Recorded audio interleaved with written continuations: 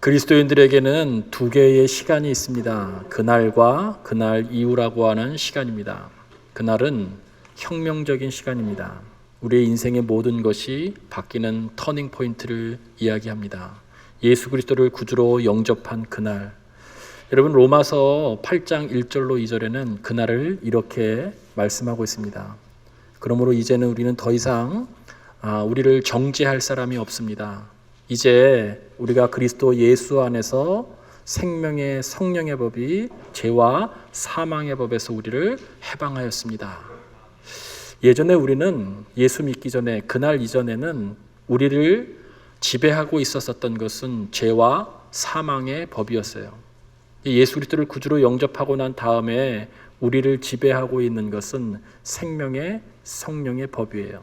그날이 바로 우리가 구원받은 날인 것이죠. 혁명적인 날이라고 이야기하는 이유는, 여러분, 혁명이라고 하는 것은 국어 사전적인 용어로 따지면 통치체제가 바뀌는 것을 혁명이라고 이야기합니다.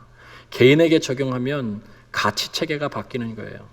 우리를 이끌었었던 가치라고 하는 것은 그것을 통해서 어떤 것을 바라보고 판단하고 결정하는 것이 가치죠. 왜 그러냐면 가치 기준, 내가 소중히 여기는 것에 따라서 세상을 보고 판단하고 선택하기 때문입니다. 예전에 우리가 죄와 사망의 법에 지배받을 때에는 늘 그쪽으로 우리의 관심이 다 쏠렸던 것이죠. 썩어질 것을 향해서. 그러나 생명의 성령의 법이 우리 안에 들어오고 난 다음에는 그 썩어질 것이 아니라 영원한 것과 잇대어서 살아가는 존재가 되는 것이죠. 바로 그날이 바로 우리가 예수 그리스도를 구주로 영접한 날입니다. 그런데 이 땅에 있는 많은 인류의 혁명들 중에 혁명을 완수한 것도 있지만 실패한 혁명들도 많이 있습니다. 그 이유는 다른 것이 아니라 혁명을 시작했었을 때 그 혁명의 정신, 뜻이 계승되지, 지속되지 못하기 때문입니다.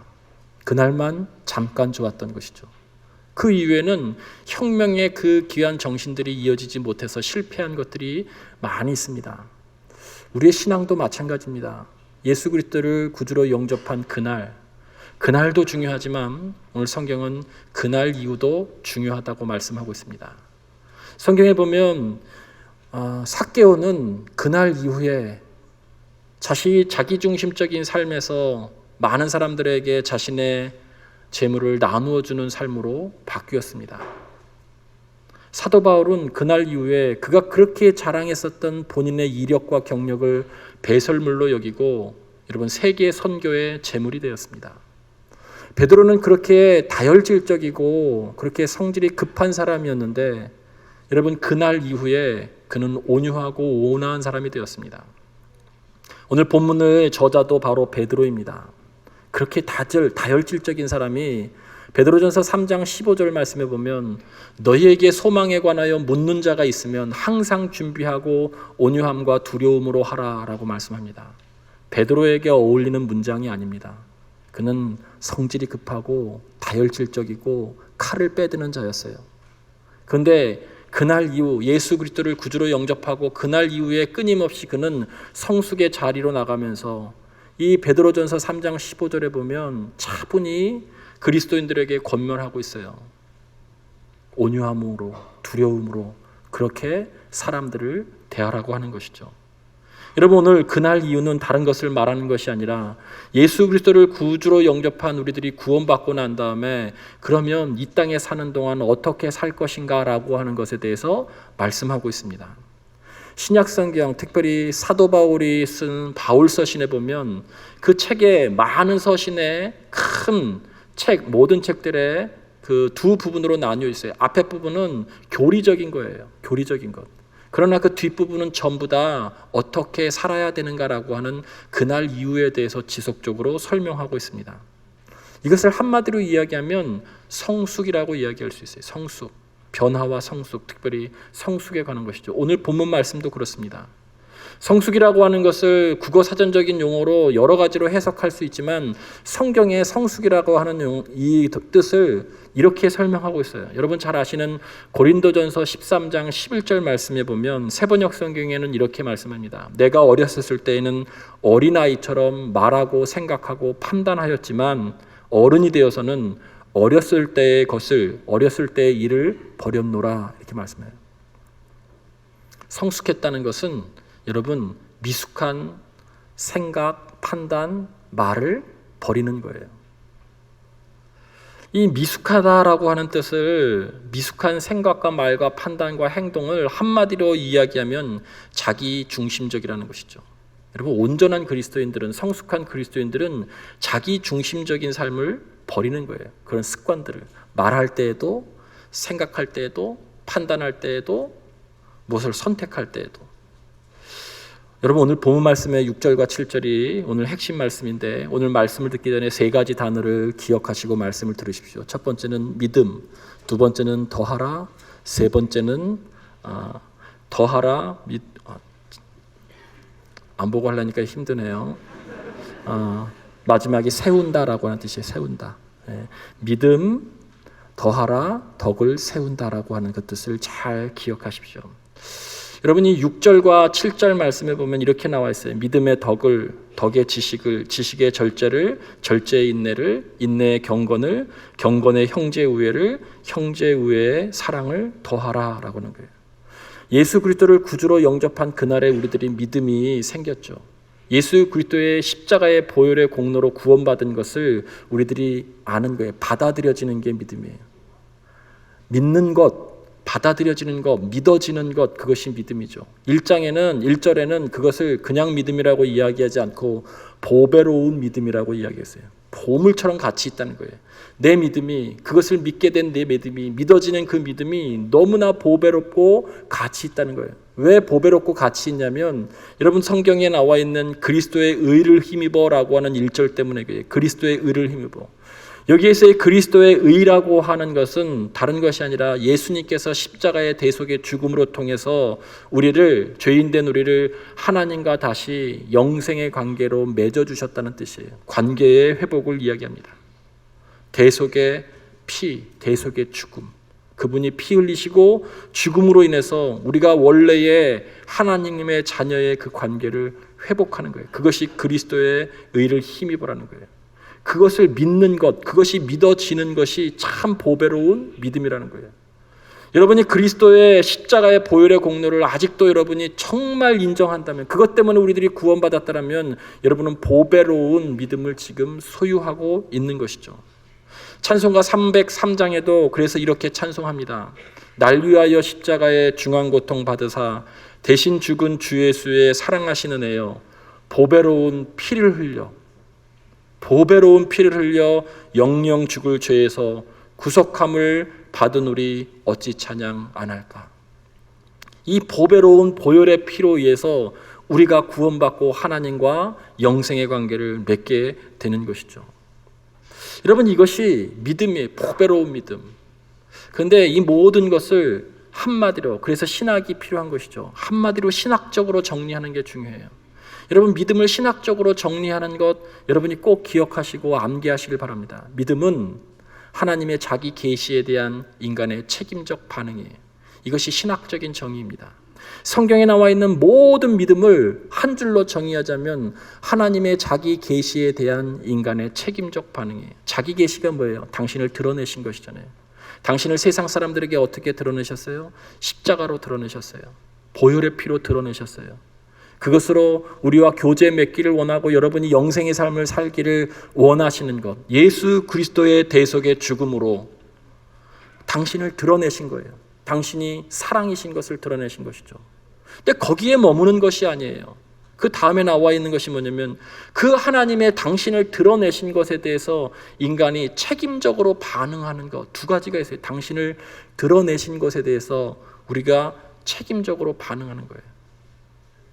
당신을 드러내신 것은 은혜이죠. 결국 은혜에 반응하는 것이 믿음입니다. 반응이 없는 것은 그래서 야고보서는 죽은 믿음이라고 이야기하고 있는 거예요. 반응은 믿습니다 얘기할 때 아멘 하는 그런 반응을 이야기하는 게 아니에요. 여기에서의 반응은 책임적으로 그날 이후의 삶을 살아내는 것을 이야기해요. 그리스도의 온전, 성화, 성숙을 의미하는 것이죠. 도대체 성숙이라고 하는 것이 뭘까? 4절에 이렇게 말씀하고 있어요. 이로써 그 보배롭고 지극히 큰 약속을 우리에게 주사 이 약속으로 말미암아 너희가 정욕 때문에 세상에 썩어질 것을 피하여 신성한 성품에 참여하는 자가 되게 하려 하셨느니라. 무슨 얘기인지 모르겠어요. 근데 쉬운 성경에 일목요연하게 이렇게 표현하고 있어요. 하나님이 주신 보배롭고 큰 약속을 우리가 믿을 때에, 하나님께서 우리에게 주신 보배롭고 큰 약속을 우리가 믿을 때에, 이때의 믿음이 앞에 나와 있는 이로써라고 하는 뜻이에요.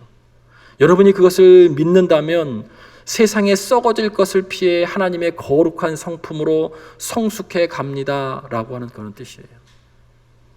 세상에 여러분이 정말 하나님의 약속을 믿는다면, 그 믿음이 있다면 세상이 추구하고 있는 썩어질 것을 피하여 그것을 취하지 않고 오히려 하나님의 거룩한 성품의 사람으로 점점 성숙되어져 간다는 뜻이에요. 그래서 믿음이 보배롭고 중요한 것이죠. 여러분, 보배로운 믿음이 진정으로 가치 있는 것으로 여겨진다면 꼭 해야 될 것이 두 번째 있는데, 그것이 더하라는 거예요. 믿음 위에 덕의 지식을, 지식 위에 절제를, 절제의 인내를, 인내의 경건을, 경건의 형제우애를, 형제우애의 사랑을 더하라. 믿음 위에 7가지 덕목이 쌓이며 지속되고 유지되는 거예요. 더하라는 거예요. 더하라는 것. 공급하라는 거예요. 그냥 믿음이 명사가 아니라 계속 움직이는 동사예요. 그래야 우리가 성숙한다는 것이죠. 쉽게 얘기하면 더하라라고 하는 것은 인공호흡과 같은 거예요. 더하는 목적이 그렇다는 거예요. 여러분의 믿음 위에 덕을 더하십시오 라고 이야기할 때 이 더하다라고 하는 것은 생기를 불어넣는다는 거예요. 물에 빠진 사람을 구원해내서 여러분 인공호흡을 시키죠. 인공호흡의 그 목적은 뭐냐면 그 호흡이 멈춘 그 사람이 스스로 자가호흡을 하게 하는 거예요. 자가호흡을. 스스로 호흡하게 하는 것, 스스로 숨쉬게 하는 것, 자발적으로 하게 하는 것이 더하라라고 하는 거예요. 정말 믿음이 보배롭고 가치 있고 지켜낼 만한 그런 가치가 있다고 여겨지는 사람은, 한마디로 성숙한 그리스도인들은 자발적인 경건 훈련을 통해서 믿음을 지키는 사람들이라는 거예요. 자발적으로. 그래서 믿음은 그냥 그날에서 그치는 것이 아니라 그 믿어진 그날 이후에 끊임없이 덕을 공급해야 믿음이 믿음 된다는 것이죠. 경건이라고 하는 것은 하나님의 살아계심을 철저히 의식하는 삶입니다. 지난주에 CBS 뉴스에 보니까 미국 크리스천들의 3분의 2는 매일 개인 큐티를 하건 또 다른 형태의 경건 생활을 매일 하고 있다는 거예요. 놀라운 수치죠. 미국 크리스천들의 3분의 2는 누가 시키지 않아도, 이게 중요한 포인트예요. 누가 시키지 않아도 스스로 매일 묵상하고 말씀 묵상하고 기도하고 나름대로 큐티책을 보든지 어떤 형태로든지 경건 생활을 함으로 인해서 자신이 믿고 있는 가장 가치 있다고 여겨지는 보배로운 믿음을 지켜내는 사람들이에요. 가치가 있기 때문에. 왜냐하면 이 세상에 썩어질 것을 피해 하나님의 거룩한 성품의 사람으로 성숙한 그리스도인으로 이 땅을 살기 위해서 하는 거예요. 그래서 믿음 위에 무엇인가를 더하는 것이죠. 우리들 마음속에 시기, 탐욕, 미움, 음욕, 분노, 여러분 이런 것들은 그냥 가만히 두면 2배, 3배로 그냥 막 자라납니다. 우리의 힘으로는 이것을 어떻게 통제할 수가 없어요. 반복되는 경건의 훈련 밖에는 없다는 것이죠. 그 과정이 신의 성품에 거룩한 사람의 성품으로 참여하게 되는 것이죠. 이렇게 얘기하시는 분이 있을지도 몰라요. 목사님, 요즘같이 분주한 시대에, 요즘같이 정말 경쟁사회에 아니 어떻게 매일 말씀을 묵상하고 매일 기도할 수 있습니까? 부담스럽습니다. 여러분 부담스럽죠? 그러나 믿음이 정말 보배롭고 가치 있는 것으로 인식되면 그 믿음을 지키려고 하는 것이죠. 여러분 집에 보물 있으세요? 너무 깊숙이 숨겨놓지 마십시오. 나중에 아무도 못 찾을 수도 있어요. 어려우시는 분은 저에게 이야기해 두세요. 여러분 보물을 지키려고 깊숙한 곳에 숨기기도 하잖아요. 가치 있기 때문에. 보배로운 믿음, 내 믿음이 정말 가치 있는 것으로 여겨지고 믿어진다면 그것을 지켜내려고, 그 믿음을 지켜내려고 여러분 더 해야 된다는 거예요. 경건의 훈련을 더 해야 된다는 거예요. 덕을 더 해야 된다는 거예요. 여러분 마음속에 시기, 마음, 음욕, 탐심, 분노만 자라는 것이 아니라 어떨 때는 사랑, 소망, 용서, 긍휼 같은 좋은 마음들도 자라날 수 있는데 사실은 그냥 그런 마음들도 가만히 두면 다 소멸해버려요. 그래서 성경은 더욱 힘쓰고 더하고 굳게 하라고 말씀하는 것이죠.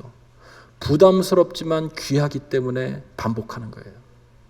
그래야 믿음을 지켜낼 수 있죠.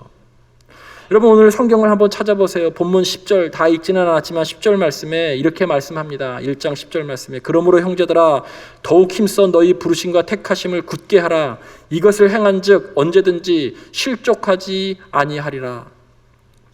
실족이라고 하는 단어는요, 시험 받을 때 주로 나오는 단어예요.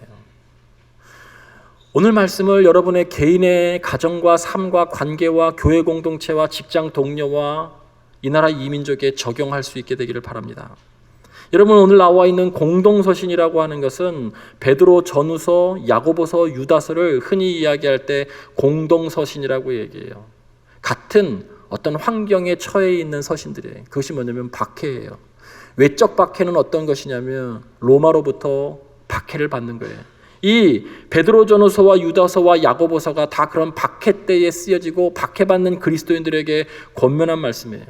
이 외적 박해를 받을 때 대처 방법은 다른 것이 아니에요. 너 믿음이 진짜인지 점검해 보라는 거예요. 너가 정말 믿고 있는 그 믿음이 정말 진짜인지 보배로운 것인지 박해가 있을 때 어려움 당할 때 반드시 스스로 점검함으로 통해서 그 외적인 박해를 이기라는 거예요. 그런데 야고보서와 유다서와 베드로 전후에서는 외적 박해만 있는 것이 아니라 교회 내에 내적인 박해가 있었어요. 거짓 이단들이 들어와서 사람들을 분열시켜 놓고 그것 때문에 교회가 갈라지고 깨졌어요. 내적인 그런 박해에 어려움이 있었을 때는 어떻게 해야 되냐. 특별히 야고보서가 그 내적인 어려움이 있었던 그런 공동체예요. 그 교회 내 내적인 어려움이 있었을 때 야고보서가 강조하고 있는 가장 중요한 것 여러 가지가 있지만 특별히 3장 말씀에 보면 말을 조심하라는 거예요. 교회가 어려울 때, 여러분 가정이 어려울 때 말을 조심하라는 거예요. 직장이 정말 혼란에 빠져 있었을 때, 분열되어 있을 때 말을 조심하라고 이야기해 보세요. 3장을 잘 읽어보세요. 왜 그러냐면 말이 모든 것을 무너뜨리기 때문에 그래요. 그래서 야고보서 3장은 혀를 제어하는 사람이 진짜 성숙한 사람입니다 이렇게 얘기해요. 나의 언어를 제어할 수 있는 사람이 진짜 온전한 사람이고 그 사람이 정말 그리스도의 성숙으로 이룬 사람입니다라고 이야기해요. 그러면서 4장에 권면하죠. 어려울 때일수록 서로 비방하지 마십시오 이렇게 얘기해요. 이 말씀을 지켜내야 환난과 시험과 핍박 중에 넘어지지 않아요. 근데 그것뿐만이 아니라 뭐냐면 더하라는 거예요. 믿음 위에 덕을, 무엇을 더하라는 것이죠. 여러분이 더하다라고 할 때 첫 번째 나오는 것이 덕이에요. 덕. 여러분 여기 나와 있는 덕이라고 하는 것은 아레테라고 하는 헬라어예요. 덕. 이것은 무슨 뜻이냐면 무엇을 무엇답게 한다라고 하는 정체성 때 그렇게 이야기하는 거예요. 아레테. 무엇이 무엇답게 되다. 믿음이 믿음답게 되는 첫 번째 요건이 뭐냐면 덕이 있어야 된다는 거예요. 이 세상에 지장도 많고 용장도 많은데 덕장이 없기 때문에 세상이 힘들고 어려운 것이죠. 저 사람 참 믿음 좋은 사람이야 라고 그렇게 우리들이 말리하죠. 저분 참 믿음이 좋은 사람이야. 여러분 무슨 기준으로 그렇게 이야기하시나요? 11조를 많이 해서요? 예배 출석을 잘해서요? 믿음 좋은 겁니다. 그 기본을 하는 것도 믿음이 좋은 거예요. 그러나 정말 그 사람이 믿음 좋은 사람이라고 하는 것은 뭐냐면 그 믿음 위에 덕이 있기 때문에 그래요. 덕이. 이 덕이라고 하는 용례는 아레테는 두 가지 용례로 사용되는데 그 첫 번째는 뭐냐면 개인적인 차원에서 설명되어지는 것이고 두 번째는 공동체 차원에서 이 아레테가 설명되어져요. 개인적 차원에서 설명될 때에는 야, 저 사람 믿음 위에 덕이 있다라고 하는 그 뜻은 뭐냐면 그 사람 정말 착한 성품의 사람이다. 도덕적으로 우수한 사람이다라고 그렇게 얘기하는 거예요. 여러분 죄인인 우리는 우리 스스로 죄에서 구원받을 수 없어요. 그래서 예수 그리스도의 십자가의 보혈의 공로를 믿음으로 통해서 우리들이 구원받아요. 구원은 우리의 공로로 얻은 것이 아니라 철저하게 그분의 은혜 때문에 하나님의 은혜 때문에 구원을 받는 것이죠. 그분이 주셔서 받은 것입니다. 그러나 하나님은 우리에게 좋은 습관과 인격은 주시지 않았어요.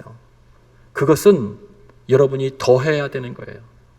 예수 그리스도를 구주로 영접한 그날 다음부터 그날 이후부터 끊임없이 경건의 생활과 그리고 선행과 그리고 여러 가지 여러분의 기도의 생활을 통해서 여러분 좋은 습관과 인격을 여러분이 만들어가는 거예요. 아니, 죄인인 인간에게 천성전부터 우리가 무슨 좋은 습관과 인격이 있겠어요?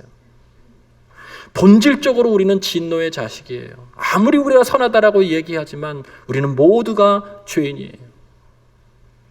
예수 그리스도를 구주로 영접한 우리는 이제부터는 여러분 아레테, 내 믿음이 믿음답게 되기 위해서 끊임없는 경건 생활을 통해서 여러분 좋은 습관과 신앙, 인품, 인격을 스스로 쌓아가는 거예요. 그 뜻이 여러분 더하라라고 하는 것이죠. 덕을 더하라는 거예요. 그런데 성경에 보면 이 덕이라는 말과 가장 많이 연결되는 말이 여러분들도 잘 아시겠지만 교회라고 하는 단어와 덕을 가장 많이 이야기하고 있어요. 교회의 덕을 세우십시오. 교회의 덕을 세우십시오. 공동체적인 차원이기 때문에 그렇습니다. 고린도전서 14장에 보면 이런 말씀들이 나와요. 방언을 하는 사람들이 대표기도 시간에도 자신의 믿음이 크다라고 하는 것을 강조하기 위해서, 드러내기 위해서 초신자들도 하나도 알아듣지 못하는 방언으로 대표기도를 하는 거예요. 그래서 사도 바울은 14장 19절에 이렇게 이야기하죠. 10,000마디 방언보다 초신자들이 알아들을 수 있는 5마디 말로 하는 것이 훨씬 은혜스럽습니다 라고 이야기하면서 26절에 이렇게 얘기합니다. 가르치는 말씀의 은사도 있고 통역의 은사도 있고 방언의 은사도 있지만 그러나 가장 중요한 것은 이 모든 것이 덕을 세우기 위해서 사용돼야 됩니다. 교회의 덕을 세우기 위해서, 교회의 질서를 세우기 위해서, 그것을 유지하기 위해서, 교회의 전통을 유지하기 위해서, 그것이 교회를 지켜왔기 때문에 그렇습니다. 여러분, 교회의 덕을 세우기 위해서 내가 오라도 때에 따라서 기다릴 때가 필요한 거예요. 여러분, 덕을 세운다라고 하는데 이때 세운다, 세 번째 중요한 표현은 뭐냐면 살린다는 뜻이에요. 살린다. 주께서 죽으심으로 우리를 살리신 것처럼 나도 죽음으로 공동체를 살리고 상대방을 살리고 가정을 살리고 살린다는 거예요. 여기 앉아 계신 우리 원로 장로님과 원로 권사님과 원로 집사님들, 오랫동안 우리 교회를 지켜셨던 많은 분들도 하고 싶었던 것이 많았을 거예요. 말하고 싶었던 것이 많았을 거예요. 그런데 교회에 덕이 되지 않기 때문에 그 얘기는 교회를 살리려고 라는 뜻이에요. 인내하고 참았던 거예요. 여러분 주변에 아직 가정에 어린 나이에 버릇을 가지고 있는 자녀가 있다면 기다려주세요. 그것이 살리는 것입니다. 기도하며. 우리 교회 공동체 안에 아직도 어린아이와 같은 미숙한 습관으로 생각하고 말하고 판단하고 행동하는 사람이 있다면 그가 알아들을 때까지 조금만 더 인내하고 기다려 주십시오. 그도 믿음 위에 덕을 더할 때까지. 여러분, 믿음 위에 덕이 필요합니다. 새해에는 우리 모두가 믿음 위에 덕을 세워나갈 수 있게 되기를 주님의 이름으로 간절히 축원을 드립니다. 우리가 믿음의 사람이잖아요. 우리가 믿음의 사람이잖아요. 그 믿음은 무엇이냐면 예수 그리스도께서 피 흘려 죽으신 것을 믿는 거예요. 그분이 피 흘려 죽으심으로 누가 산 거예요? 내가 산 거예요. 그분이 기다려 주셨던 것처럼 나도 기다리는 거예요. 여러분, 명확한 것은 교회의 덕을 세우라, 내 삶에 있는 자리에 덕을 세우라라고 하는 것은 살리는 쪽으로 가라는 것이죠. 그래서 여러분의 믿음 위에 덕을 세움으로 통해서 우리의 삶의 모든 자리가 더욱 풍성한 관계 속에 기쁘게 살아가게 되기를 주님의 이름으로 간절히 축원을 드립니다. 그 자리가 여러분의 가정, 교회, 직장의 삶의 자리가 되기를 간절히 바랍니다.